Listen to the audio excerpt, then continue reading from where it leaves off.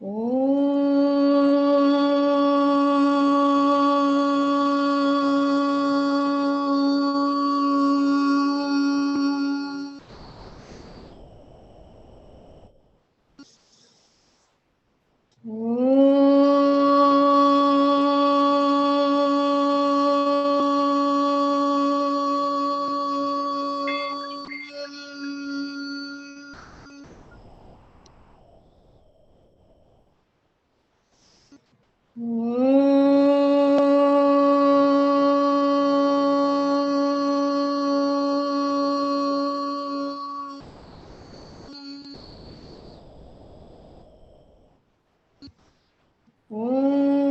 सहनाववतु सहनौ भुनक्तु सह वीर्यं करवावहै तेजस्विनावधीतमस्तु मा विद्विषावहै। ॐ शान्ति शान्ति शान्तिः। गुरुर्ब्रह्मा गुरुर्विष्णु गुरुर्देवो महेश्वरा गुरुः साक्षात् परब्रह्मा तस्मै श्री गुरवे नमः।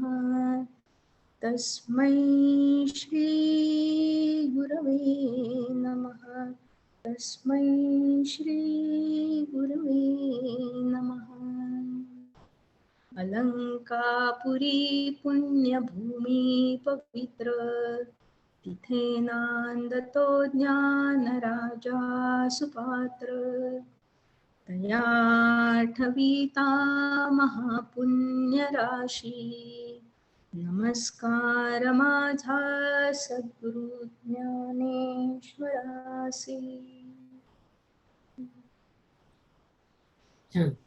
नमस्कार मंडळी. मागच्या वेळेचा गोष्ट वाचतायत ना? अमृत सांगताय.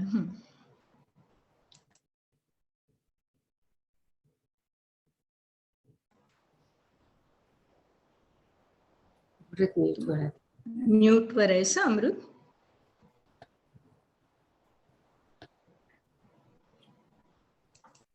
एक मिनिट. हा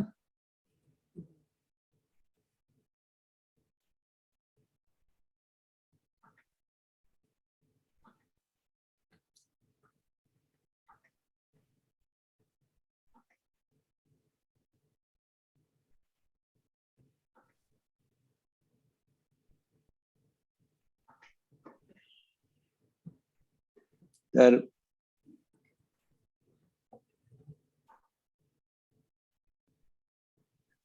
ओम तत्सत. गोश्वारा, गेल्या सेशनचा गोश्वारा अलकाताईंनी थोडक्यात व्यवस्थित सांगितला. त्यानंतर निलिमाताई ओम तत्सत ह्या मंत्राबद्दल बोलल्या. आजच्या सुरुवातीच्या ओव्या 313 ते 327 या 22व्या श्लोकातील राहिलेल्या होत्या. श्लोक 22 मध्ये सांगितले, अयोग्य स्थळी, अयोग्य काळी व अपात्र व्यक्तीला सत्काराशिवाय आणि अवमानपूर्वक जे दान दिले जाते त्याला तामस असे म्हणावे. भगवंतांनी ह्या अध्यायात श्रद्धेपासून, तपापासून, दानापर्यंत तिन्ही गुणांमध्ये विभागला गेलेला क्रियासमूह म्हणजे आपल्या हातून घडणारे कर्म अर्जुनाला समजावले आहे. प्रश्न पडतो पुन्हा एकदा की सत्कर्मामुळेच भवबंधातून मुक्त होता येत असेल तर राजस आणि तामसी कर्मे एवढी सविस्तररित्या का सांगितली? कारण शुद्ध सात्विक गुणामध्येच राजस आणि तामसी गुणांच्या भिंती उभ्या असतात आणि त्या नाहीशा केल्या किंवा झाल्या म्हणजे राजस आणि तामसी कर्मांचा त्याग केला की मगच तिसरे जे दृष्टीस पडते तेच सत्वगुण असं आपोआप अनुभवता येतं.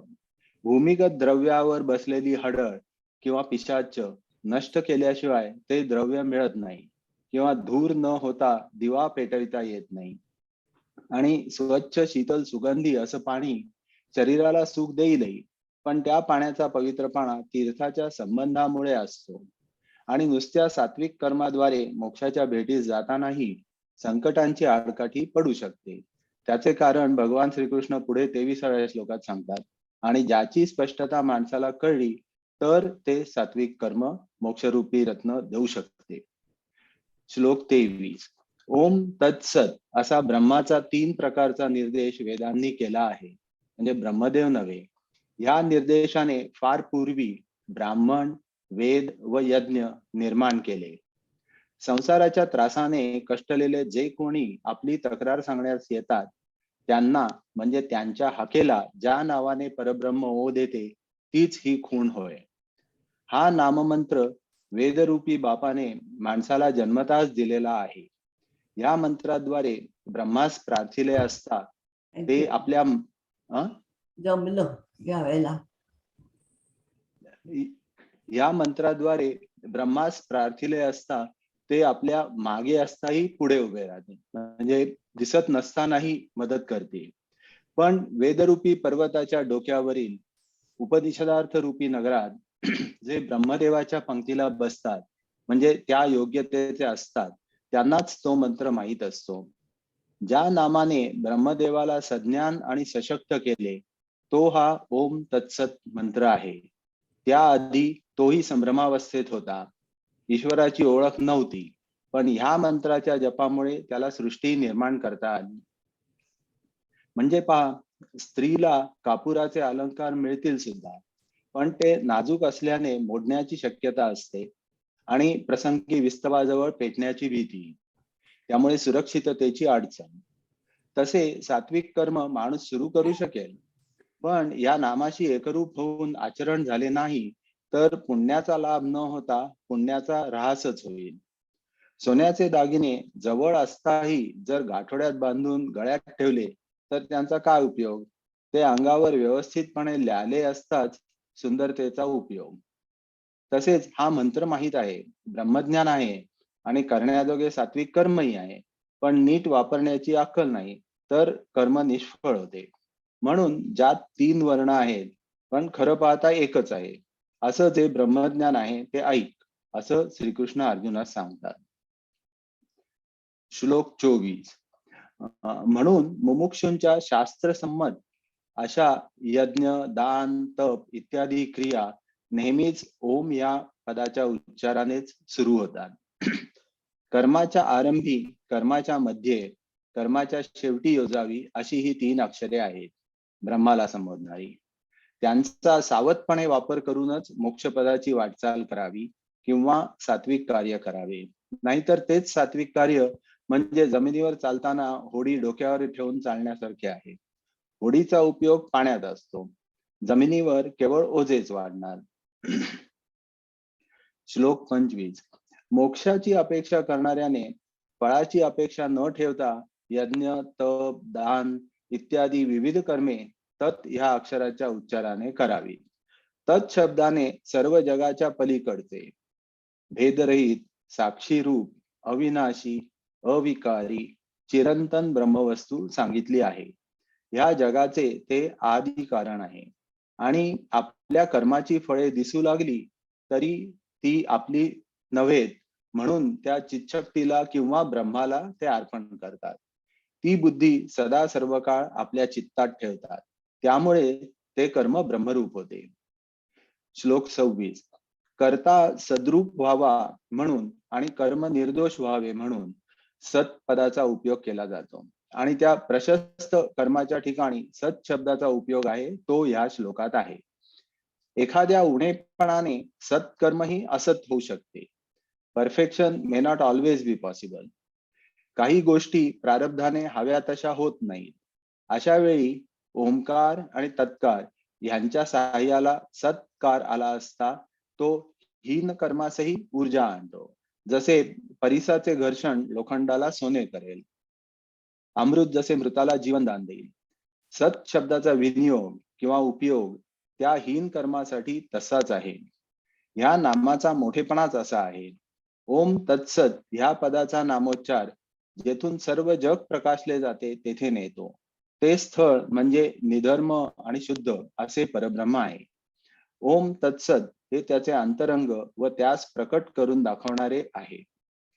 जसा आकाशात प्रकट होणारा सूर्य स्वतःलाच प्रकाशित करतो त्याच प्रकारे ओम तत्सत हे केवळ नाम नव्हे तर मूर्तिमंत परब्रह्म आहे असं अर्जुना तू जाण. श्लोक 27. यज्ञ, दान, तप यांच्या परिपूर्णतेलाही सत असे म्हणतात व त्या संबंधात केलेल्या कर्मालाही सत म्हणतात. याग, दान, तप आदी कर्मे पूर्णपणे सिद्धीस जावोत किंवा काही उणेपणामुळे बंद पडत. ज्या कर्मात सत शब्दाच्या विनियोगाचे अधिष्ठान आहे तेथे संपूर्ण वेदोक्त विधानाचा वापर आहे असे जाण. जसे परिसाच्या कसोटीवर शुद्ध सोने आणि हिणकस सोने असे वेगळेपण उरतच नाही, किंवा सागरात गंगेचे पाणी कोणते असावे आणि सिंधूचे पाणी कोणते असावे हा भेद नाही, सर्व पाणी मिळूनच आहे. तसे ज्या कर्मात ब्रह्मनामाचा प्रयोग आहे त्या कर्माचे असते. श्लोक 28. हे पार्थ, सात्विक श्रद्धे वाचून केलेले हवन, दिलेले दान, आचरलेले तप आणि केलेले कर्म जे असेल त्याला असत म्हणावे. त्याचे फळ इहलोकी किंवा परलोकी मिळणार नाही. ब्रह्मनामाचा आधार सोडून श्रद्धेचा आधार नाहीसा करून आणि दुराग्रहाचे बळ वाढवून शेकडो यज्ञ केले, दाने दिली आणि कठोर तपे आचरली तरी ती सर्व व्यर्थ आहेत. श्रीकृष्णाचे बोल ऐकताना अर्जुन युद्धभूमीवरही अतिशय तल्लीन झाला आणि रंगून गेला. संजय म्हणतो, अर्जुन अशा घोर भूमीवरही ब्रह्मानंद उपभोगीत आहे. हे धृतराष्ट्रा, असा तो अर्जुन शत्रुपक्षाचा असला तरी आमचा गुरु असून आमच्या सुख समाधानाचा स्वामी आहे आणि कौतुकास्पद आहे. कारण त्याने श्रीकृष्णाला स्वतःच्या शंका विचारल्या नसत्या तर श्रीकृष्णाने ह्या भल्या मोठ्या आत्मज्ञानाच्या गाठोड्याची गाठ सोडली असती का?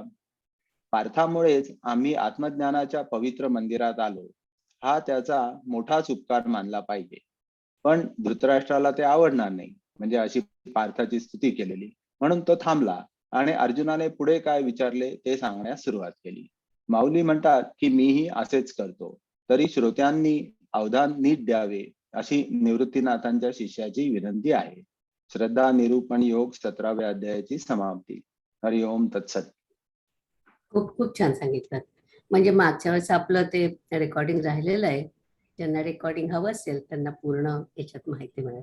छान सांगितलं त्यांनी आणि तुम्ही सगळे मुद्दे कव्हर केले, त्यामुळे खूपच छान झालं. थँक्स. ओके, आता आपण 18व्या. खरंच छान झालं. खरंच छान झालं. आणि आता ज्यांचं मागच्या मिस झालं असेल त्यांना ते स्पष्ट कळेल जे काय होतं ते. तर आता आपण 18व्या अध्यायाकडे वळू. इथे त्यांनी सर्व गीतार्थ संग्रह योग असं म्हटलंय आणि मला वाटतं मूळ याचं नाव वेगळं आहे. आणि आज मला जरा तोंडात प्रॉब्लेम आहे, त्यामुळे माधवी माझं जे काय सारांश आहे ते सांगणार. तिथेच सुरू करतो ना आपण. सांगू का मी? हो चालेल चालेल. हो तर ऍक्च्युली निलिमाताईंनी हे सर्व लिहून काढलं होतं आणि तेच मी वाचून दाखवतेय, कारण त्यांना बोलायला त्रास होतोय. तर आपण आतापर्यंत प्रत्येक अध्यायाच्या वेळी जी पद्धत वापरली, म्हणजे अध्यायाचा सारांश सांगून नंतर ओव्या अर्थ असे मूळ मजकुराकडे जाणे, याला संक्षेप विस्तारभ्य बोधनम असे म्हणतात. आता यात शेवटच्या समारोपाच्या अध्यायात पुन्हा सर्व ग्रंथाची उजळणी करणे, त्याला उपस्मार किंवा अपस्मार असे म्हणतात. तर स्वामी परमार्थानंद या अध्यायाला त्रयांचे त्रय असे म्हणतात. तर गीतेतील पहिली त्रयी आपण पाहिली, ती सगळ्या अध्यायांची मिळून म्हणजे तत्त्वम असि असे 3 आपल्याला निलिमाताईंनी सांगितले होते ते. तर याचा उलगडा 6 अध्याय म्हणून गीतेत आहे. तर 18व्या अध्यायात या त्या सर्वांचे सार आहे. दुसरी त्रयी जी सांगितली ती विषयांची, म्हणजे कर्मयोग, ज्ञानयोग आणि उपासना. हे महत्वाचे 3 मुद्दे आपण गीतेत पाहिले आणि ते तिन्ही परत इथे आहेत. तिसरी त्रयी जी आहे ती घटक त्रयी. तर आपण काय करायला पाहिजे? तर पहिलं म्हणजे प्रयत्न. तर ईश्वरात पण बुद्धीनी केलेले कर्म. दुसरं म्हणजे प्रसाद बुद्धीने फळ स्वीकारणे. आणि तिसरं म्हणजे या सर्व प्रकारात मनुष्याची वृत्ती दैवी आणि असुर संपत्ती ही कशी असावी त्यावर भर दिलेला आहे. तर ही झाली त्रित्रयी. तर अध्याय 18 जो आहे तो या सर्व त्रयींचा गोषवारा आहे. ह्यात एकूण 1810 ओव्या आहेत. आतापर्यंत आपण जे 17 अध्यायांमध्ये शिकलो त्याची पूर्ण उजळणी आणि आणखी काही विचार असा हा अध्याय आहे. तर आपण त्याच्याकडे पूर्ण लक्ष देऊन तो शिकूया. मामा दांडेकरांचा या अध्यायाचा सारांश बराच मोठा म्हणजे 10 पानांचा आहे. मी तसा सारांश सांगितला तर पुढच्या 3 महिन्यात तुम्ही ते सगळे विसरून जाल. म्हणून सुरुवातीचे 2-3 मुद्दे मी आता सांगते. निलिमाताईंना आपलं अगदी बरोबर माहितीये. 3 महिन्यापर्यंत पुन्हा मागची काय ते म्हणतात ना, पुढची पार्टी मागची मागे सपाट तसं होऊन जाईल. त्यापेक्षा असं त्या हळूहळू सांगणार आहेत आपल्याला. त्यामुळे आज फक्त पहिल्या भागाचं मला वाटतं त्यांनी 3 याच्यामध्ये ते डिवाइड केलंय. तर ते आता पहिल्या 1/3 भागाचा फक्त हा सारांश सांगतायत. म्हणून सुरुवातीचे 2-3 मुद्दे मी आता सांगते. तेवढे झाले की पुन्हा पुढचे मुद्दे घेऊ. तर आता सारांश. अध्याय सुरू होण्यापूर्वी ज्ञानदेवांना आपल्या गुरुमध्ये अद्वैताचेच ब्रह्म दिसतो. अद्वैताचा ब्रह्म दिसतो. आणि एक अतिशय सुंदर रसाळ संस्कृत प्रचूर असे हे गुरुस्तवन ते करतात. यमक शिकावा तर ज्ञानेश्वरांकडून, उपमा बघाव्यात तर भावार्थ दीपिकेत. भाषेची संपन्नता या अध्यायात अगदी कळसाला पोचली आहे. आता हा अनुप्रास बघा. कळीत काळ कौतूहल कलातीत किंवा चलित चित्त पान तुंदिल असे अनेक अलंकार आपल्याला या गुरुस्तवनात दिसतात. आणि शेवटी माऊली सांगतात की मी हे असे गुरुचे वर्णन का करतो आहे, तर त्यामुळे तैसा तू ते जेथ मी स्मरे तेथ मीपण मी विसरे. त्यामुळे माझ्या मीपणाचा नाश होतो. जसं मी तुला स्मरतो तिथे मी मला स्वतःला विसरतो. तर या वाक गण्याचे काय लिहिलंय हे सॉरी वाक यज्ञाचे म्हणायचं तुम्हाला. या वाक यज्ञाचे श्रेय स्वतःच्या पदरात न घेता ज्ञानेश्वर महाराज ते निरुपाधिकाला म्हणजे प्रत्यक्ष ब्रह्माला देतात. आणि यातच त्यांचा खरा संतपणा आहे. त्यानंतर ओवी 30 नंतर हा अध्याय म्हणजे हा अध्याय कळसाध्याय आहे असं मला वाटतं म्हटलेलं आहे ना. हे इथे काहीतरी जरा गडबड काय शकतो तू. ठीक आहे. म्हणजे सगळ्याचा कळस आहे. सगळ्याचा कळस आहे. ते 30व्या श्लोका 30व्या ओळीमध्ये मला वाटतं ते असं म्हणतायत की हा अध्याय हा कळसाध्यायाचा म्हणजे सगळ्या अध्यायांचा कळस आहे. त्यावरून एक अतिशय सुंदर सांग रूपक आपल्याला बघायला मिळेल. एका पूर्ण मंदिराचे चित्र माऊली आपल्या पुढे सादर करतात. आणि हा अध्याय म्हणजे त्या मंदिराचा कळस अशा प्रकारचं रूपक माऊलींनी इथे या अध्यायात वर्णन केलेलं आहे. आणि ह्याच्यात एक अतिशय महत्वाची ओवी आहे जी 48वी ओवी आहे की गीतेच्या श्रवणाने त्याच्या अर्थज्ञानाने आणि आवर्तनाने मोक्ष मिळतो. तर आपल्याला बेसिकली ह्या 3 गोष्टींमुळे गीतेच्या श्रवण मला वाटतं श्रवण मनन आणि आवर्तन का श्रवण अर्थज्ञान ओके. तर तुम्ही म्हटलं की मनन म्हणजे आपण जे मनातल्या मनात करतो ते.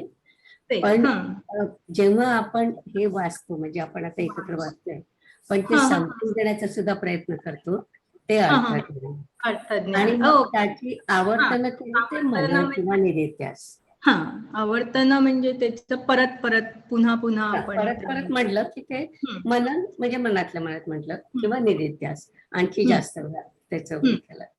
हम्म. तर त्या आपल्याला तुमच्यामुळे मला हा आनंद मिळाला, हे आपले भाग्य आहे. तर हे संपूर्ण गुरुस्तवन पुन्हा पुन्हा वाचण्यासारखे आहे. पुढे ते म्हणतात की ब्रह्मज्ञानाशिवाय ब्रह्मज्ञानाशिवाय केलेले कोणतेही कार्य व्यर्थ आहे, असे 17व्या अध्यायात म्हटले आहे. आत्ताच ऍक्च्युली अमृतनी ते वाचला जो सारांश त्याच्यात आपण ते बघितलं. तर समजा त्या क्रमात एखादी न्यूनता राहिली तर ते कर्म व्यर्थ जाईल.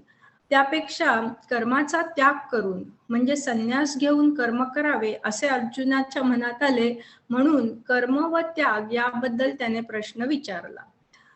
17व्या अध्यायाची 18व्या अध्यायाशी अतिशय सुंदर जोड लावून हा अध्याय सुरू होतो. 18व्या अध्यायाचा अभ्यास केला तर गीता 6 शास्त्राचे अध्ययन केल्यासारखे होते. असा हा महत्वाचा अध्याय आहे. अध्यायाचे नाव मोक्ष संन्यास योग आहे. तर ते आत्ता जर म्हणाल्या निलिमाताई की इथे आपल्याला दिसतंय खरं याचं नाव सर्व गीता संग्रह योग आहे. मला वाटतं मामा दांडेकरांच्या याच्यात त्यांनी सर्व गीता संग्रह योग आहे, पण खरं त्या अध्यायाचं नाव मोक्ष संन्यास योग आहे असं आहे. तर अर्जुन प्रश्न विचारतो की संन्यास आणि त्याग यात काय फरक आहे ते सांग. अर्जुनाला म्हणायचे होते की बेसिकली भगवानाने म्हणावे की तू संन्यास घे, म्हणजे मग मला युद्ध करायला नको. तर 6व्या अध्यायात भगवान म्हणाले की रागद्वेष टाकता तो संन्यास आहे. सांगितलं होतं की रागद्वेष टाकला की तो संन्यास आहे, पण संन्यास आहे. अर्जुन आता पुन्हा तेच विचारतो. पुन्हा तेच विचारतोय. हा, तर त्याच्यावर ऍक्च्युली निलिमाताईंनी फार छान उदाहरण दिलं आहे की आपली टीनेजर मुलं असं करतात की तसं आहे हे की अर्जुनाला खरं तर संन्यास घेऊन युद्धातून बाहेर निघायचे आहे, पण कृष्णाला मात्र ते मान्य नाही की तुम्ही जसं टीनेजर मुलाला काही करू नको, अमक तमक काही करू नको असं सांगता की मग तेव्हा अगदी 10 कारणं येतील. तुम्ही अगदी असे पटवा तसे पटवा, पण तरी सुद्धा पुन्हा तो मुलगा तुमच्याकडे येतोच आणि but Maugham give me one more reason असं म्हणतो. म्हणजे तसं तुम्ही किती वेळा त्याला परत परत सांगितलं तरी तो परत नाही, बट मॉम. तर हा जो अर्जुनाचा प्रश्न आहे तो त्या बट मॉम सारखा आहे. खरे म्हणजे उत्तर दुसऱ्या श्लोकातच आहे, पण त्यानंतर कृष्ण सगळ्या अध्यायांचे पुन्हा निरूपण सांगतो व शेवटी म्हणतो की तू तुझे काय करायचे ते तुझे तू ठरव. खरे म्हणजे दुसऱ्या श्लोकातच त्याच्या प्रश्नाचं उत्तर देऊन झालेले आहे. हा दुसरा श्लोक महत्वाचा आहे की संन्यास म्हणजे कर्म टाकणे आणि त्याग म्हणजे कर्माचे फळ टाकणे, कर्मफळ टाकणे. कर्मफलाचा त्याग सांगण्याआधी भगवान म्हणतात की 5 प्रकारचे कर्म असते की विहित कर्म, काम्य कर्म, नित्य कर्म, नैमित्तिक कर्म आणि प्रायश्चित्त. यापैकी विहित कर्म सोडून इतर कर्मांचा आपण त्याग करायचा आहे, त्याग करणे. श्लोक 1 ते 12 संन्यास आणि त्यागाबद्दल आहे. नित्य कर्मांचा यज्ञ, दान, तप याचा त्याग मात्र करू नये. ती चित्तशुद्धी करतात, म्हणून निष्काम कर्माप्रमाणे फलाची आशा न धरता ती कर्मे करावी. म्हणजे ही नित्य कर्म जी आहेत, यज्ञ, दान. त्यानंतर श्लोक 6 मध्ये म्हटलंय की कर्मफळ सोडून केलेले जे कार्य आहे त्यातील त्याग तो सात्विक त्याग आहे आणि फलाशेचा त्याग करणारा नित्य संन्यासी म्हणतात. जो फलाशेचा त्याग करून जे कर्म करत असतो तो जरी कर्म करत असला तरी त्याला नित्य संन्यासी असं म्हणतात. तर त्यागाचे सुद्धा सात्विक, राजस आणि तामस असे प्रकार आहेत. जोपर्यंत आपल्याला आत्मज्ञान होत नाही तोपर्यंत या गोष्टी करत राहणे हे आवश्यक आहे, कारण आपण कर्माचा पूर्णपणे त्याग करू शकत नाही. तर इथे आपण थांबू आणि मग जशा महत्वाच्या ओव्या येतील तसे मी सांगेन. इथे एक गोष्ट ऍक्च्युली निलिमाताईंनी सांगितली ती आपली राहिली, जी पहिली आपण 3 हे जे बघितले त्रयीमध्ये, त्याच्यात जी पहिली हे होतं ना, पहिली त्रयी. पहिली त्रयीमध्ये एक 84 ओवी आहे, ती महत्वाची आहे. ती ओवी आहे, हा 18वा अध्यावो नोहे, हे एकाध्यायी गीताची आहे, जै वासरूची गाय दुहे, तै वेळू कायसा. म्हणजे हा जो 18वा अध्याय आहे तो एका या अध्यायामध्येच पूर्ण गीतेचं खरं तर सार आहे. आणि ते परत ऍक्च्युली कृष्णाने अर्जुनाला समजावून सांगितलं आहे. आणि ते म्हणतात की जर वासरू स्वतःच गाईला डुशा देत राहिलं तर त्याला किती वेळ लागणार गाईला पानं फुटायला. तसा हा परत आता श्रीकृष्ण आपल्याला पूर्ण ह्या 1 ते 17 अध्यायामध्ये जे काही सांगितलं त्याचं वर्णन सांगणार आहे. खूप छान आहे, छान वाचलं, माझ्यापेक्षा बरं वाचलं. नाही छान झालं.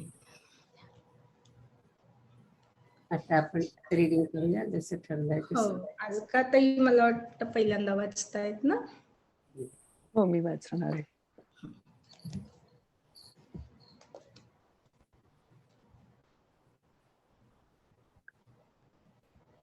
अर्थ वाचायचा आहे. अर्थ वाचायचा ना. अध्याय 18वा, सर्व गीतार्थ संग्रह योग. हे निष्पापा, आपल्या सेवकांचे पूर्ण कल्याण करणाऱ्या व जन्म व म्हातारपण रूपी मेघांच्या फळीची धूळधाण करणाऱ्या हे वायुरूपी श्री गुरुदेवा, तुमचा जय जयकार असो. अलका थोडं मोठ्याने वाचा. हे अतिशय सामर्थ्यवान अहंकारादी अशुभ समुदायांचा ज्याने नायनाट केला आहे, अशा वेदशास्त्र रूपी वृक्षांचे फल असलेल्या व त्या फलाची प्राप्ती करून देणाऱ्या हे श्री गुरुदेवा, तुमचा जय जयकार असो. हे स्वरूपतः पूर्ण असलेल्या, ज्याच्या विषय वासना नाहीशा झाल्या आहेत, त्यांचा कैवार घेणाऱ्या, कालाच्या करामतीसही अंकित करून ठेवलेल्या अंशादी विभागापलीकडे असलेल्या श्री गुरुदेवा, तुमचा जय जयकार असो. हे निरुपाधिका, ज्याच्या ठिकाणी जोराचा विपुल आनंद प्रगट आहे, अशा संपूर्ण दोष नेहमीच नाहीसे केलेल्या व सर्वांना कारण असलेल्या श्री गुरुदेवा, तुमचा जय जयकार असो. हे स्वयंप्रकाशा, जगद्रूपी ढगाचा गर्भ ज्यात संभवतो अशा आकाशा, स्वर्गादी लोकांच्या उत्पत्तीचे आधारभूत खांबच असलेल्या, संसाराचा फडशा पाडणाऱ्या श्री गुरु, तुमचा जय जयकार असो. हे स्थिर असणाऱ्या, साधकाचे चंचल चित्त पिऊन मोठे पोट झालेल्या, जगत प्रगट करण्याचा एकसारखा खेळ खेळण्याची आवड असलेल्या श्री गुरुदेवा, तुमचा जय जयकार असो.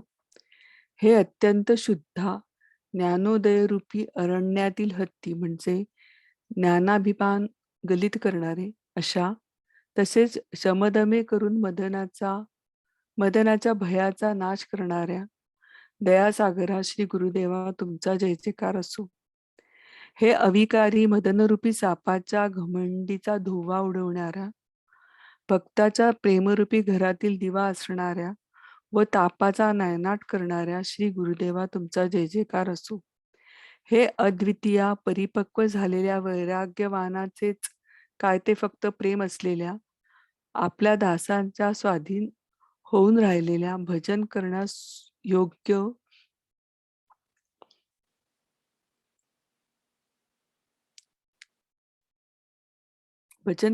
योग्य असलेल्या मायेच्या ताब्यात न सापडणाऱ्या श्री गुरुदेवा, तुमचा जय जयकार असो.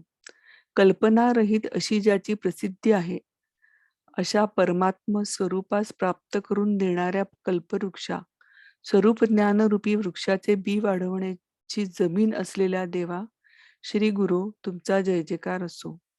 हे भेदरहित श्री गुरु, असे असे तुम्ही आहात, अशी पृथक पृथक अनेक विवेचनांच्या द्वारा तुमच्या संबंधाने स्तुती तरी काय करावी. ज्या ज्या विशेषणांनी तुमचे वर्णन करावे, त्या त्या विशेषणांनी दाखविलेले जे जे दृश्य स्वरूप ते तुमचे रूप नाही, हे मी समजतो व म्हणूनच या स्तुतीच्या शब्दांनी वर्णन करण्याची मला लाज वाटते. समुद्र आपली मर्यादा उल्लंघन करीत नाही, अशी त्याची प्रसिद्धी आहे. परंतु जोपर्यंत त्याने पूर्णचंद्र उदयाला आलेला पाहिला नाही, तोपर्यंतच ती खरी असते. महाराज ऐका, चंद्रकांत मणी आपल्या पाझराने चंद्रास आपण होऊन अर्घ्य वगैरे देत नाही, तर ते अर्ध्याधिक देवविण्याचे काम तो चंद्रच त्या चंद्रकांत मण्यांकडून करवितो. वसंत प्राप्त झाला म्हणजे झाडांच्या फांद्यांना कशी अकस्मात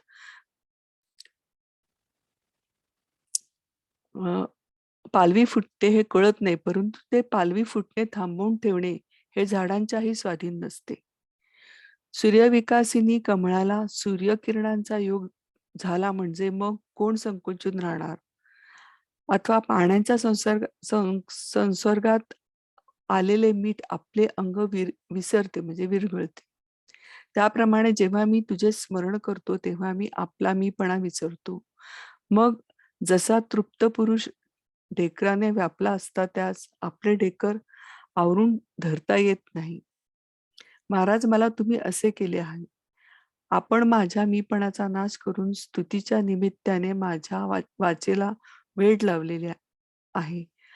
अथवा एरवी तरी मी शुद्धीवर राहून जेव्हा स्तुती करीन तेव्हाच माझ्या हातून गुण व गुणातीत याची तुलना केल्यासारखे होईल. आणि महाराज, तुमचे स्वरूप एक रस आहे, मग तुमच्या ठिकाणी गुण व गुणातीत ही निवड कशी करता येईल. हे पहा, मोती अगोदर फोडून मग सांधणे चांगले, किंवा ते आहे तसे संबंध ठेवणे चांगले. आणि तू बाप आहेस व तूच आई आहेस अशा वर्णनाने तुझी स्तुती होत नाही, कारण की त्या प्रतिपादनात लेकरू या उपाधीचा विटाळ आहे. महाराज, दुसरी एखादी व्यक्ती दास झाल्याने आलेले परावलंबी स्वामित्व तुमच्या ठिकाणी प्रतिपादनात काय अर्थ आहे. असे सापेक्षतेच्या उपाधीने उष्टे झालेल्या मोठेपणाने तुमचे वर्णन कशाला करू. हे स्वामीन, तू अंतर्बाह्य एकसारखा व्यापून असणारा आत्मा आहेस, असेही म्हटले असता आत असणारा जो तू त्याला तुला बाहेर घालेला असे होईल. किती छान म्हटले ना. म्हणून महाराज, आपण जसे खरोखर आहात तशा आपल्या यथार्थ स्तुती करता लागणारी विशेषणे जगामध्ये मला दिसत नाहीत, कारण की मौनावाचून दुसरा दागिना आपण अंगावर घालीतच नाही. तुमच्या संबंधाने काही न बोलणे ही स्तुती होय, काही न करणे ही पूजा, आणि साधकाने आपण जीव शिव अथवा एक मिनिट कुठे गेलो, ब्रह्म. जीव शिव अथवा ब्रह्म यापैकी कोणाचाच अभिमान न घेणे हीच तुमची जवळीक होय. तरी पण भ्रमाने भुलून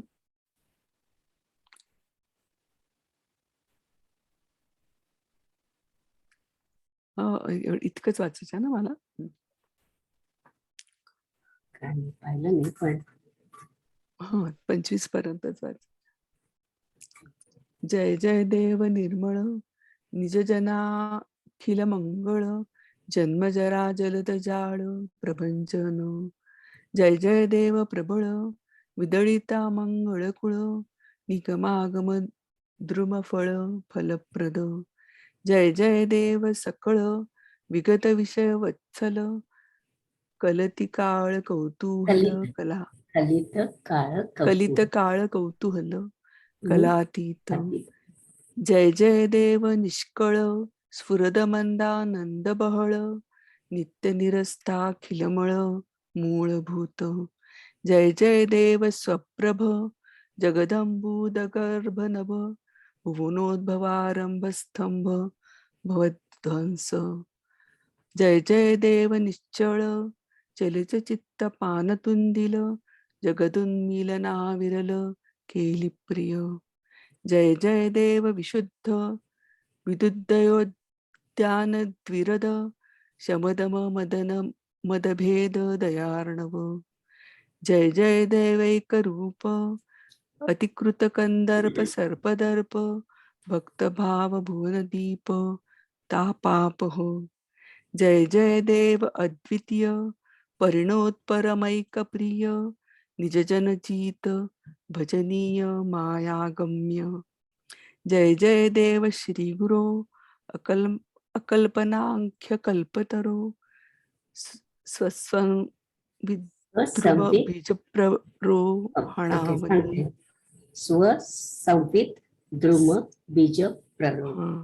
स्वसंविद्रुम संवित बीजप्ररो म्हणजे बुद्धी, हा. विद आणि द्रुम म्हणजे झाड, हा त्याचं बीज म्हणावं. हणावली. हे काय एकैक ऐसे नाना परिभाषावशे स्तोत्र करू तुझोद्देशे निर्विशेषा. जिही विशेषणी विशेषीचे ते दृश्य नव्हे रूप तुझे. हे जाणे मी म्हणून लाजे वानणाही. परिमर्यादेचा सागरू हातवचितया डगरू. जवन देखे सुधा करू उदया आला. सोमकांतू निज निर्झरी चंद्रा अर्घ्यादिक न करी. ते तोची अवधारी करवी की जी. नेणो कैसी वसंत संगे अवचितिया वृक्षाची अंगे. फुटती तै तयाही जोगे धरणे नोहे. पद्मिनी रवी किरण लाहे मज लाजे कवण. काजळे शिवतले लवण आंग भुले. तैसा तू ते जेथ मी स्मरे तेथ मी पण मी विसरे. मग जा कळीला ढेकरे तृप्त जैसा. मज एक मिनिट हा. तुवाजी ही खूप महत्वाची ओळी आहे. आपल्याला नेहमी प्रश्न पडतो की माऊलींनी इतक्या ठिकाणी गुरुचं कशाला असं कौतुक केलं दर त्यामध्ये थोड्या थोड्या वेळाने. तर त्याच्यात ते सांगतात की मी जेव्हा हे करतो तेव्हा मला माझं मी विसरतो, आणि म्हणून ते अगदी मन लावून आपलं सगळं गुरुचं स्तवन करत असतात.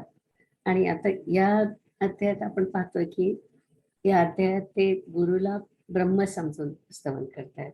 आणि म्हणून एवढं म्हणजे संस्कृत प्रचूर आणि एवढी अशी काय म्हणायचं जाडी भाषा आपण ज्याला म्हणू तशा प्रकारची भाषा वापरून ते सांगतायत.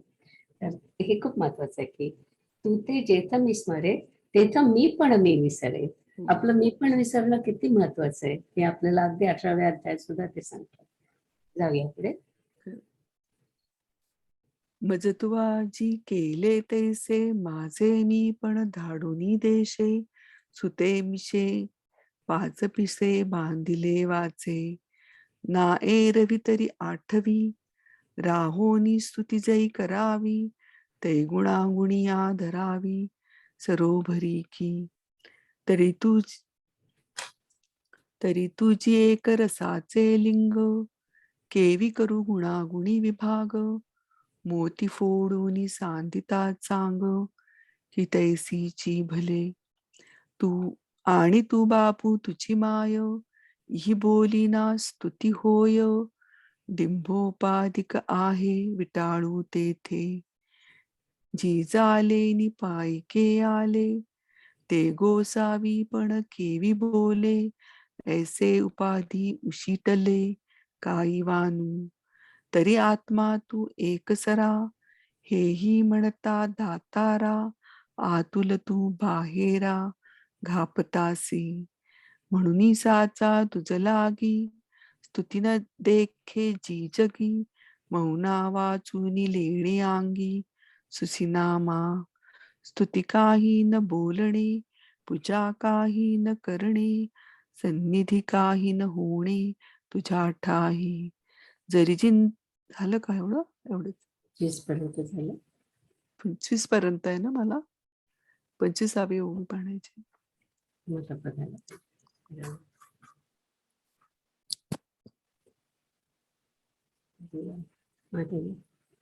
25 पर्यंत. छान वाचलं, छान. अवघड होतं पण छान. खूप असं विशेषण खूप होते. तरी तरी पण भ्रमाने भुलून वेडा झालेला मनुष्य जसा बडबडतो त्याप्रमाणे मी तुमचे वर्णन करतो. ते हे गुरुमाऊली, हे श्री गुरुमाऊली तू सहन कर.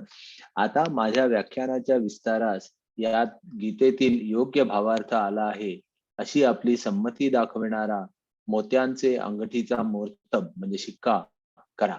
कारण त्या योगाने माझे हे बोलणे सज्जनांच्या सभेतील सर्व संतांना मान्य होईल.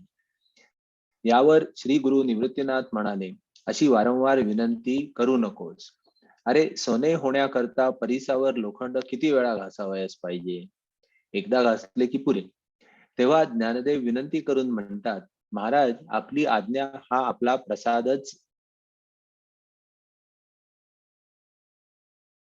आहे. तर आता आपण व्याख्यानाकडे लक्ष द्यावे. महाराज, गीतारूपी रत्न मंदिराचा हा 18वा अध्याय अर्थरूपी चिंतामणीचा बनवलेला कळस आहे व सर्व गीतेचे दर्शन करणारा वाटाड्या आहे. लोकात तरी अशी समजूत आहे की एक गुरुन मिनिट इथे देवळाचा थांबा. हा एक मिनिट थांबा. आता इथून त्यांचं ते रूपक म्हटलं ना मी, ते सुरू होतंय की त्याला गीतेला पूर्ण मंदिराचं जी उपमा दिली आहे इथपासून सुरू होतंय ते. तर त्याच्याकडे लक्ष द्या, खूप छान आहे उपमा ती. सांगा पुढे. हा. लोकात तरी अशी समजूत आहे की दुरून देवळाचा कळस दिसल्याबरोबर त्या देवळातील देवतेची भेटच दर्शनच हस्तगत झाली असे होते.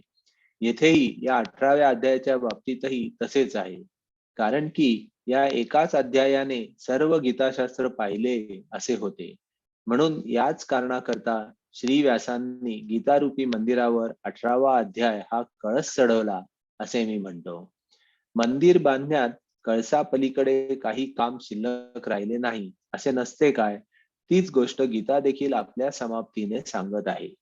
व्यास हे स्वभावतःच मोठे बुद्धिमान कारागीर, मोठे सूत्रकार होते. त्यांनी वेदरूप रत्नांच्या पर्वतावर असलेल्या उपनिषदार्थ रूपी पठारावर खणायला आरंभ केला, म्हणजे उपनिषदांचा विचार करण्यास आरंभ केला. तेव्हा धर्म, अर्थ व काम हा त्रिविध पुरुषार्थ रूपी जो पुष्कळसा आसार चाराचुरा निघाला, त्याचा महाभारत रूपी कोट गीता मंदिरासभोवती केला. या खाणींमध्ये आत्मज्ञान रूपी अखंड दगड निघाला. तो चातुर्याने साफसूफ करून त्याचा श्री कृष्णार्जुन संवाद रूपी चांगला चिरा तयार केला.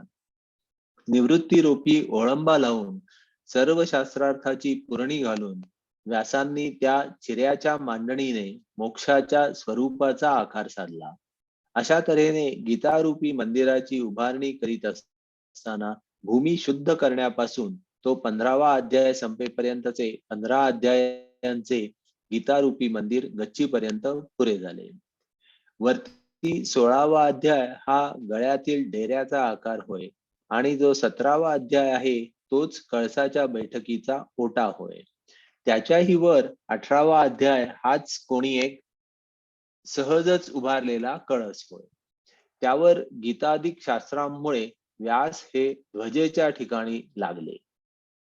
म्हणून पहिल्या अध्यायापासून 17व्या अध्यायापर्यंत जे मागील अध्याय आहेत ते चढत्या चढत्या भूमिकेचे आकार असून ते सर्व काम पुरे झाल्याचे 18वा अध्याय आपल्या ठिकाणी दाखवित आहे. मंदिराचे पुरे झालेले काम कळसाच्या योगाने अपुरे राहिले नाही तर पुरे झाले हे उघड होते. त्याप्रमाणे 18वा अध्याय हा कळस असल्यामुळे तो गीतारूपी मंदिराचे काम संपूर्ण झाले असे स्पष्ट दाखवतो. याप्रमाणे कारागीर व्यासांनी गीतारूपी मंदिर मोक्षाकरता तयार करून प्राण्यांचे नाना प्रकारांनी रक्षण केले. कोणी या गीतारूपी मंदिराला आवर्तन रूपी प्रदक्षिणा बाहेरूनच करतात व कोणी श्रवणाच्या निमित्ताने या गीता मंदिराच्या सावलीचा उपभोग घेतात. कित्येक पुरते अवधान रूपी विडा पैसा देऊन गीतारूपी मंदिराच्या अर्थज्ञान रूपी गाभाऱ्यात प्रवेश करतात. ते आत्मज्ञानाने आत्मरूप श्रीहरीची तात्काळ भेट घेतात. परंतु या गीतारूपी मंदिराच्या ठिकाणी मोक्षरूपी प्रसाद सर्वांनाही एकसारखा मिळतो. खऱ्या श्रीमंताच्या पंक्तीला भोजनात खालच्या वरच्या माणसांना एकच पक्वान्न असते. त्याप्रमाणे या गीतेच्या श्रवणाने, अर्थज्ञानाने व आवर्तनाने मोक्षच मिळतो. हे मर्म जाणूनच हे गीतारूपी वैष्णव मंदिर आहे व 18वा अध्याय हा कळस आहे असे मी स्पष्ट म्हटले. आता 17व्या अध्यायानंतर 18व्या अध्यायाची उत्पत्ती कशी झाली तो संबंध डोळ्यांना दिसेल अशा रीतीने सांगतो. स्त्री व पुरुष हे दोन आकार न बिघडवता एक शरीर घडलेले अर्धनारी नटेश्वराच्या रूपात दिसते. अथवा गंगा यमुना यांचे पाणी ओघाकडे दृष्टी दिली असता वेगवेगळे दिसून येते, परंतु त्या दोन्ही नद्यांचे उदक पाणी या दृष्टीने पाहिले असता एकच आहे असे दिसते. अथवा चंद्रबिंबाच्या ठिकाणी शुक्ल पक्षातील तिथीच्या मानाने प्रत्येक दिवसाला अधिकाधिक कला प्राप्त होत असते, परंतु पौर्णिमेच्या दिवशी जर पाहिले तर जसे चंद्रबिंबाच्या ठिकाणी तितक्या निरनिराळ्या कलांचे वेगळे थर दिसत नाहीत. त्याप्रमाणे या गीतेत एकापासून एक चरण पृथक केल्याने एका श्लोकाचे 4 चरण झाले. तसेच एका अध्यायात एका श्लोकाहून दुसरा श्लोक निराळा असा तोडल्याने एकाच अध्यायाचे अनेक श्लोक झाले. त्याचप्रमाणे एक अध्याय संपून दुसऱ्या अध्यायास आरंभ केला म्हणून गीतेचे पुष्कळ निरनिराळे अध्याय झाल्यासारखे खरोखर जरी वाटतात, परंतु पदे, श्लोक व अध्याय यांच्या अनेकतेमुळे ग्रंथात प्रतिपादिलेल्या सिद्धांताच्या अभिप्रायात अनेकत्व येत नाही. रत्नांच्या हारात रत्ने अनेक असली तरी दोरी जशी एकच असते. पुष्कळ मोते मिळून एकपदरी हार केला असता त्यास एकावळी म्हणता येते, परंतु त्या एकावळीच्या ठिकाणी मोते जरी अनेक असली तरी शोभा एकच असते. फुले व फुलांच्या हारांचे पदर मोजता येतील, पण त्यातील सुवास मोजण्याकरता 1, 2 अशी बोटे घालता येणार नाही. या गीतेतील श्लोकांचे व अध्यायाचे तसेच समजावे. म्हणजे या गीतेत जरी श्लोक व अध्याय वेगवेगळे आहेत तरी त्या सर्वांमधून सिद्धांत एकच आहे. या गीतेत श्लोक 700 आहेत व अध्यायांची संख्या 18 आहे, परंतु देवांनी जे सांगितले ते एकच तत्वज्ञान सांगितले, दुसरे नाही. आणि मीही ती संगती न सोडता ग्रंथाचे विवरण केले आहे व सांप्रत माझे 18व्या अध्यायाचे निरूपण तुम्ही त्याच धोरणाने ऐका.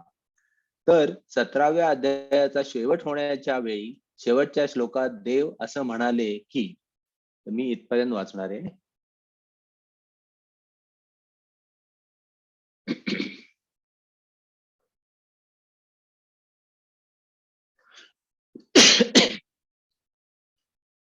तरी जिंतले जैसे भूली पिसे आलापू घाली, तैसे वानू ते माऊली उपसा हेतू. आता गीतार्थाची मुक्तमुदी लावी माझी वाघ वृद्धी, जे माने हे सभासदी सज्जनांचा. येथ म्हणितले श्री निवृत्ती, नको हे पुढत पुढती, परीसी लोहा घृष्टी किती, वेळ वेळा कीजेगा. तव विनयी ज्ञानदेवो, म्हणे हो काजी पसावो, तरी अवधान दे तू देवो ग्रंथाता. जी गीता रत्न प्रासादाचा, कळसू अर्थ चिंतामणीचा, सर्व गीतार्थ दर्शनाचा पाडाऊ जो. लोकी तरी आथी ऐसे, जे दुरुनी कळसू दिसे, आणि भेटीची हातवसे देवतेची तिये. तैसेची येथही आहे, जे एकेची येणे अध्याये, आघवाची दृष्ट होये गीतागमुहा. मी कळसू याची कारणे, 18वा अध्यायो म्हणे, वाईला बादरायणे गीता प्रासादा. नोहे कळसा परते काही, प्रासादी काम नाही, ते सांगतसे गीताही संपलेपणे. व्यासू सहजे सूत्री बळी, तेने निगमरत्नाचळी, उपनिषदार्थाची माळी माझी खांडिली. तेथ त्रिवर्गाचा अणुआरू, आडऊ निघाला जो अपारू, तो महाभारत प्राकारू भोवता केला. माझी आत्मज्ञानाचे एकवट, दळवाडे झाडूनी चोखट, घडीले पार्थ वैकुंठ, संवाद कुसरी. निवृत्ती सूत्र सोडणीया, सर्व शास्त्रार्थ पुरवणीया, आओ साधिला मांडणीया, मोक्षरेखेचा. ऐसेनी करिता उभारा, 15 अध्यायांत 15, भूमी निर्वाळलिया पुरा, प्रासादू जाहला. उपरी 16वा अध्यावो, तो ग्रीवे घंटेचा आवो, सप्तदशू तोची ठावो, पडघाणीये. तयाही वरी अष्टादशू, तो अपैसा मांडला कळसू, उपरी गीतादिकी व्यासू, ध्वजे लागला. म्हणोनी मागील जे अध्याय, ते चढते भूमीचे आय, तयांचे पुरे दावित आहे आपुलांगी. झालया कामा नाही चोरी, ते कळसे होय उजरी, देवी अष्टादशू विवरी, साध्यंत गीता. ऐसा व्यासे विंदानीये, गीता प्रासादू सोडणीये, आणूनी राखिले प्राणीये नाना परी. एक प्रदक्षिणा जपाचिया, बाहेरोनी करीतीयया, एक ते श्रवण मिशे छाया, सेवितीययाची. एक ते अवधानाचा पुरा, विडा पाऊड भीतरा, देऊनी रिगती गाभारा, अर्थज्ञानाचा. ते निजबोधे उराउरी, भेटती आत्मया श्रीहरी, परी मोक्ष प्रसादी सरी, सर्वाही आथी. समर्थाचिये पंक्ती भोजने, तळिल्या वरिल्या एक पक्वान्ने, देवी श्रवणे अर्थे पठणे, मोक्षूची लाभे. ऐसा गीता वैष्णव प्रासादू, 18वा अध्याय कळसू विशदू, म्या म्हणितला हा भेदू जाणोनिया. आता सप्तदशा पाठी, अध्याय कैसे उठी, तो संबंधू सांगो दिठी, दिसे तैसा. न मोडता दोन्ही आकार, घडीले एक शरीर, हे अर्धनारी नटेश्वर रूपी दिसे. का गंगा यमुना उदक, वोग बगे वेगळीक, दावी होऊनी एक पाणीपणे. नाना वाढिली दिवसे, कळा बिंबी पैसे, परी सिनाने लेवे जैसे, चंद्री नाही. तैसी सिनानी चारी पदे, श्लोक श्लोकावच्छेदे, अध्यावो अध्याय भेदे, गमे कीर. परी प्रमेयाची उजरी, आनान रूप न धरी, नाना रत्नमणी दोरी, एकची जैसी. मोतिये मिळोनी बहुवे, एका वळीचा पाडू आहे, परी शोभे रूप होये, एकची तेथ. फुला फुलसरा लेख चढे, धृती दुजी अंगुळी न पडे, श्लोक अध्याय तेने पाडे, जाणावे हे. 700 श्लोक, अध्याया 18 लेख, परी देवो बोलिले एक, जे दुजे नाही. आणि म्याही न सांडुनी ते सोये, ग्रंथा व्यक्ती केली आहे, प्रस्तुत तेने निर्वाहे, निरूपण ऐका. तरी 17वा अध्यावो, पावता पुरता ठावो, जे संपदा श्लोकी देवो, ऐसे बोलिले. छान वाचलं संगीत. आता कोण वाचलं? मी. माधुरी. तरी ब्रह्मनामाविषयी श्रद्धा सोडून देऊन जितकी कर्मे करावीत तितकी सर्व व्यर्थ होतात. हे देवांचे बोलणे ऐकून अर्जुन डोलू लागला व मनात म्हणाला, कर्मावर भर असलेल्यांना देवांनी कमी प्रतीचे लेखिले आहे असे मला वाटते. अज्ञानाने आंधळा झालेला तो दीन कर्मठ वर्ग जर एवढ्या सर्वव्यापक ईश्वराला पाहू शकत नाही, तर अशा स्थितीत त्या कर्मठ वर्गाला प्रथम त्याचे ईश्वराचे एक नाव व त्यावर अवलंबून असलेल्या पुढच्या श्रद्धाधिक गोष्टी कशा कळणार? आणि मनुष्याच्या अंतःकरणातून रजोगुण व तमोगुण हे गेल्याशिवाय जी श्रद्धा असते ती अगदीच कमी प्रतीची असते. ती ब्रह्मनामाच्या ठिकाणी कशी जडेल? मग शस्त्राच्या अग्राला आलिंगन देणे, दोरीवर धावणे अथवा नागिणी बरोबर खेळणे ह्या गोष्टी देखील त्या श्रद्धाविरहित कर्मापुढे घातकपणाच्या बाबतीत हार खातील. ब्रह्मनामावरील श्रद्धेशिवाय केलेली कर्मे तशी घातक आहेत, शिवाय त्या कर्माची प्रवृत्ती दुसरे जन्म देण्याकडे असते. एवढे सर्व कुयोग कर्मात असतात. अथवा हे कर्म जर चुकून यथासांग झाले तर ते कर्म करणाऱ्याला ज्ञानाचीच योग्यता प्राप्त होते व कर्म नीट झाले नाही तर या कर्मानेच तो कर्म करणारा नरकाच्या घराला जातो. कर्मामध्ये इतक्या पुष्कळ अडचणी आहेत. असे जर आपण माधुरी आपण जे वाचते ना ते कर्मठ लोक म्हणजे जे कर्मकांड करतात त्यांच्याबद्दलच हे आहे की त्यांच्यामध्ये आपण म्हणतो की कर्मकांडामध्ये जर का तुम्ही एखादं काही मिस केलं तर तुम्हाला त्याचं पुण्यच मिळत नाही, पूर्ण कर्माचं पुण्य मिळत नाही. आणि म्हणजे ज्ञानेश्वर महाराजांचं सगळं भर त्या लोकांवरती की जे कर्मठ लोक होते, तिथे जे स्वामी होते किंवा कोणी मंदिरात काम करणारे होते, ते सगळे जे त्यांना त्रास देत होते ते नुसते कर्मठ होते, नुसते आपल्या कर्मठपणाने कार्य करायचे, पण त्याच्या मागची भावना ईश्वर आणि श्रद्धा या गोष्टी विसरून नुसते आपले कर्म करायचे, देवावरती पाणी घालायचं म्हणजे अंघोळ घालायची देवाला असं वगैरे. तर त्यांच्यावरती त्यांना हे म्हणायचं की तुम्ही नुसतंच कर्म करून होत नाही, त्याच्यामधला आशय पण आपल्याला माहिती पाहिजे नाही का. तर जेव्हा ते इथे कर्म म्हणतात आहे ते कर्मठ लोकांचं कर्म म्हणतात आहे, कर्मकांडातलं. ओके, जाऊया पुढे. अथवा हे कर्म जर चुकून यथासांग झाले तर ते कर्म करणाऱ्याला ज्ञानाचीच योग्यता प्राप्त होते व कर्म नीट झाले नाही तर या कर्मानेच तो कर्म करणारा नरकाच्या घराला जातो. कर्मामध्ये इतक्या पुष्कळ अडचणी आहेत. असे जर आहे तर कर्मठाला मोक्षाकडे जाणे कोठून घडणार? तर आता कर्माचे हे दारिद्र्य नाहीसे होवो व सर्व कर्माचा त्याग केला जावो आणि त्या दोषरहित संन्यासाचा स्वीकार केला जावो.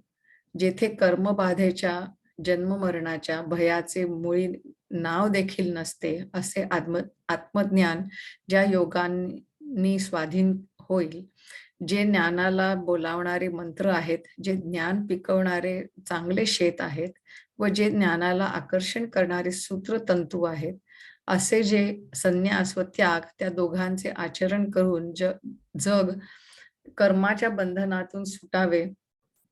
म्हणून आता त्याग व संन्यास याविषयी देवास चांगले स्पष्ट विचारू. असा अर्जुनाने विचार करून त्याग व संन्यास यांचे ज्ञान पृथक्त्वाने व चांगले स्पष्ट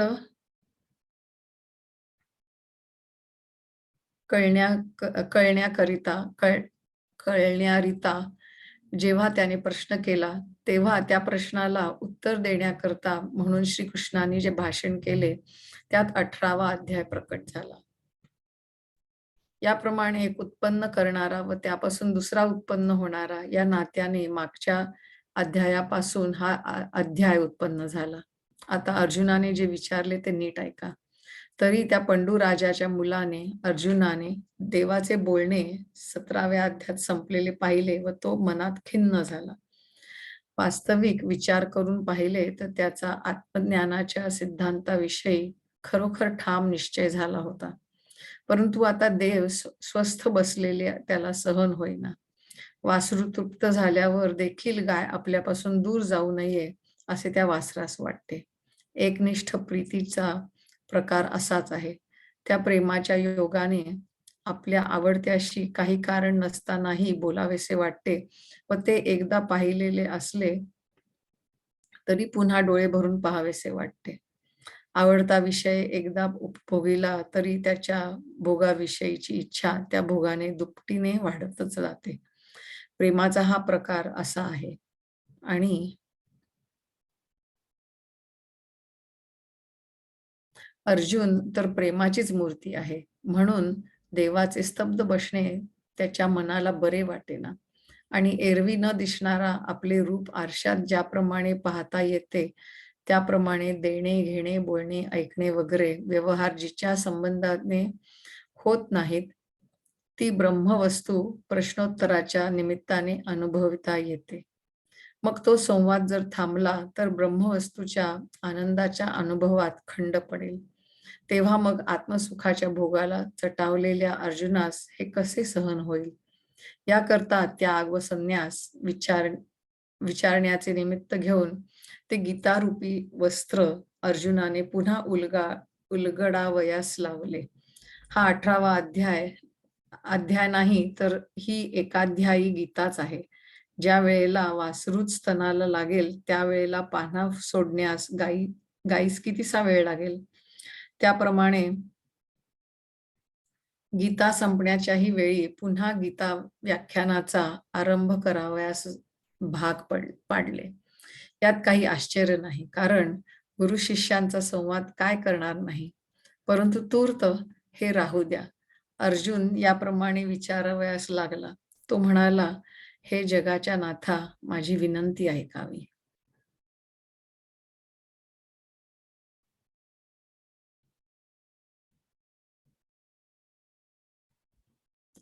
ना ब्रह्मनामाचा विखी बुद्धी सांडुनी आस्तिकी कर्मे किजती तितुकी असते होती. हा ऐकोनी देवाचा बोलू अर्जुना आला डोलू. म्हणे कर्मनिष्ठा मळू ठेविला देखो. तो अज्ञानांधू तव बापुडा ईश्वरूची न देखे एवढा. तेथ नाम एक पुढा का सुझे तया. आणि रजतमे दोन्ही गेलिया विनश्रद्धा सानी. ते का लागे अभिधानी ब्रह्माची ये. मग कोता खेव देणे वार्तेवरील धावणे. संडी पडे खेळणे नागिणीचे ते. तैसी कर्मे दुवाडे तया जन्मांतराची कडे. दुर्मिळावे एवढे कर्मा माझी. ना विपाये हे उजू होये तरी ज्ञानाचीच योग्यता लाहे. एरवी येण्याची जाये निरयालया. कर्मी हा ठावो वरी आहाती बहुवा अवसरी. आता कर्मठा कैवारी मोक्षाची हे. तरी फिटो कर्माचा पांगू की जो अवघाची त्यागू. आदरी जो अव्यंगू संन्यासू तो. कर्म बाधेची कही चेथ भयाची गोष्ट नाही. ते आत्मज्ञान जीही स्वाधीन होय. ज्ञानाचे आवाहन मंत्र जे ज्ञान पिकते सुक्षेत्र. ज्ञान आकर्षिते सूत्र तंतुजे का. ते दोन्ही संन्यास त्याग अनुष्ठुनी सुटो जग. तरी हेची आता चांग व्यक्त पुसो. ऐसे म्हणोनी पार्थे त्याग संन्यास व्यवस्थे. रूप हो आवया जेथे प्रश्न केला. तेथ प्रत्युत्तरे बोली. श्री कृष्णे जे चाळविली तया व्यक्ती झाली अष्टादशा. एवं जन्य जनक भावे अध्यावो अध्याया ते प्रसवे. आता ऐका बरवे पुसिले ते. तरी पंडू कुमरे तेणे देवाचे सरते बोलणे. जाणोनी अंतकरणे काणी घेतली. एरवी तत्वविषयी भला तो निश्चुती असे खीर जाहला. परिदेवो राहे उगला ते सहावेना. वत्सधालयाही वरी धेनून वचावी दुरी. अनन्य प्रीतीची परी ऐसीच आहे. तेणे काजे विण ही बोलावे. ते देखिले तरी पाहावे. भोगिता चाड दुनावे पढियंत तया ठाई. ऐसी प्रेमाची हे जाती पार्थतवतेची मूर्ती. म्हणून करू लाहे खंती उगेपणाची. आणि संवादाचे निमिषे जे व्यवहारी वस्तू असे. तेची भोगिजे की जैसे आरिसा रूप. मग संवादू तोही पारुखे तरी भोगणे भोगिता थोके. हे का सहावेल सुखे लांचावलेया. या लागी त्याग संन्यास पुसावयाचे घेऊनी मिस परतविलेची दुस गीतेचे ते 18वा अध्यावो नोहे हे एकाध्यायी गीताची आहे जै वासरूंची गाय दुहे तै वेळू कायसा तैसी संपता अवसरी गीता आदरविली माघारी स्वामी भृत्याचा न करी संवादुकाई परी हे असो ऐसे अर्जुने पुसिजत असे म्हणे विनंती विश्वेशे अवधारी जो. आपण थांबूया का इथे? 9 वाजून 5 मिनिटं झाली. कसंही या. तेव्हा एक पहिला श्लोक होऊ शकतो असं वाटतं मला. कोणाला वाचायचंय? छान वाचली माधुरी. मीच वाचणार होते म्हणूनच मी ते ठेवलं. जर वेळ असला तर 10च आहेत त्याच्यात ओव्या पहिला श्लोक. तेवढा एक पहिला श्लोक होईल मग. वाचून घेऊया. हा चालेल. माधुरी छान वाचलीस. अर्जुन उवाच संन्यासस्य अर्थ वाचायचे ना? Okay sorry. अर्जुन उवाच संन्यासस्य महाबाहो तत्त्वमिच्छामि वेदितुम् त्यागस्य च ऋषिकेश पृथक् केशिनिषूदन. अर्जुन म्हणाला, हे महाबाहो ऋषिकेशा, केशिनिषूदना, संन्यासाचे केशी नावाच्या राक्षसाचा संहार केलेला. संन्यासाचे आणि त्यागाचे तत्व निश्चितार्थ वेगवेगळे मी जाणून इच्छितो. अहो महाराज, संन्यास व त्याग या 2 शब्दांचा एकाच अर्थाशी संबंध असल्याचे दिसून येते. संघात आणि संघ या 2 शब्दांनी समुदायाचे जसे सारखेच ज्ञान होते, त्याग व त्याप्रमाणेच संन्यास या शब्दाने त्यागच सांगावायचा आहे अशी आमच्या मनाची तर ठाम समजूत झाली आहे. पण त्याग व संन्यास या 2 शब्दांच्या अर्थात जर काही भेद असेल तर तो देवांनी स्पष्ट करावा. यावर देव म्हणाले, या 2 शब्दांचे अर्थ वेगवेगळे आहेत. एरवी अर्जुना, तुझ्या मनामध्ये त्याग व संन्यास हे दोन्ही एकार्थवाचक आहेत असे वाटले व एका दृष्टीने हे मीही खरे मानतो. खरोखर त्याग व संन्यास या 2 शब्दांनी निश्चय करून त्यागच म्हटला जातो.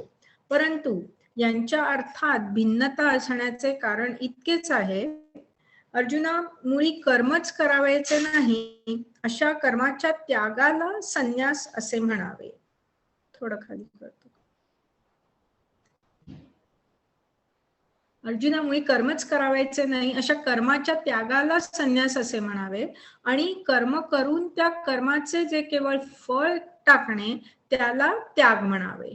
परंतु कोणत्या कर्माचे फळ टाकावयाचे व कोणते कर्म मुळीच करावायचे नाही हे आम्ही आता स्पष्ट सांगतो, ते तू लक्ष दे. तरी रानात व डोंगरात आपोआप निरुपयोगी झाडे उत्पन्न होतात, तशी चांगल्या बागा व भाताची पिके सहज उगवत नाहीत. ज्याप्रमाणे न पेरता गवत जिकडे तिकडे आपोआप उगवते, त्याप्रमाणे साळी आपोआप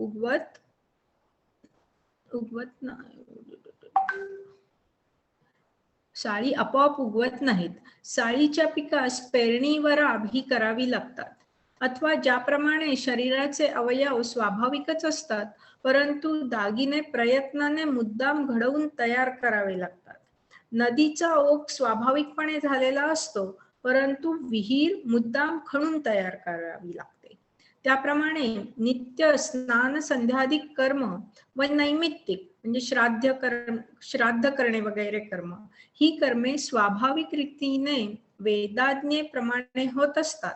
परंतु जे काम्य कर्म असते ते मात्र फलाची इच्छा केल्याशिवाय होत नाही. हा जी संन्यासू आणि त्यागू या दोही एक अर्थी लागू, जैसा संघातू आणि संगू सांगातेची बोले. त्यागे तैसा संन्यासे त्यागूची बोली जतू असे, आमचे तव मानसे जाणीजे हेची. ना काही आथी अर्थभेदू, तो देव करो तू विशदू, येथ म्हणती मुकुंदू भिन्नची पै. एरवी अर्जुना तुझ्या मनी, त्याग संन्यास दोनी, एकार्थ गमले हे मानी, मीही साच ही दोही कीर शब्दी, त्यागुची बोली जे त्रिशुद्धी, परी कारण एथ भेदी ये तुलेची, जे निपटूनी कर्म सांडिजे, ते सांडणे संन्यासू म्हणीजे, आणि फळ मात्र का त्यजीजे, तो त्यागुगा, तरी कोणा कर्माचे फळ, सांडिजे कोण कर्म केवळ, हेही सांगो विवळ चित्त दे पा. तरी आपैसी दांगी डोंगर, झाडाली विती असार, तैसे लांबे राजागर, नुठीती ते न पेरिता सैंग तृणे, उठती तैसे साळींचे होणे, नाही गा राबावणे जया परी. का अंग जाहले सहजे, परी लेणे उद्यमे कीजे, नदी आपैसी आपादीजे, विहिरी जेवी, तैसे नित्य नैमित्तिक कर्म होय स्वाभाविक, परी कामिता कामिक न निफजे जे. बस करूया ना. आता विश्वात्मके देवे, येणे वाग्यज्ञे तोषावे, तोषोनियामज द्यावे पसाय दान हे. जे खळांची व्यंकटी सांडो, तया सत्कर्मी रती वाढो, भूता परस्परे पडो मैत्र जीवांचे, दुरितांचे तिमिर जावो, विश्वस्वधर्म सूर्ये पाहो, जो जे वांछील तो ते लाहो प्राणिजातम. वर्षत सकळ मंगळी, ईश्वर निष्ठांची मांदियाळी, अनवरत भूमंडळी भेट तू भूतां. चला कल्पतरूंचे आरवं, चेतना चिंतामणीचे गाव, बोलते जे अर्णव पियुषांचे, चंद्रमेघे लांछन, मार्तंड जे तापहीन, ते सर्वाही सदा सज्जन सोय रे होय तू. किंबहुना सर्वसुखी पूर्ण हो नीतिही लोकी, भजी जो आदिपुरुषी अखंडितम. आणि ग्रंथोपजीविये विशेषी लोकीये, दृष्टादृष्ट विजये होवावे जे.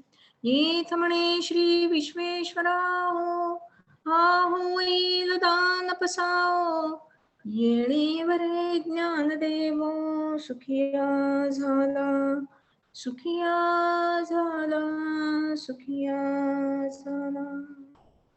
ओम पूर्णमद पूर्णमिदं पूर्णात् पूर्णमुदच्यते, पूर्णस्य पूर्णमादाय पूर्णमेवावशिष्यते. ओम शांती शांती शांती.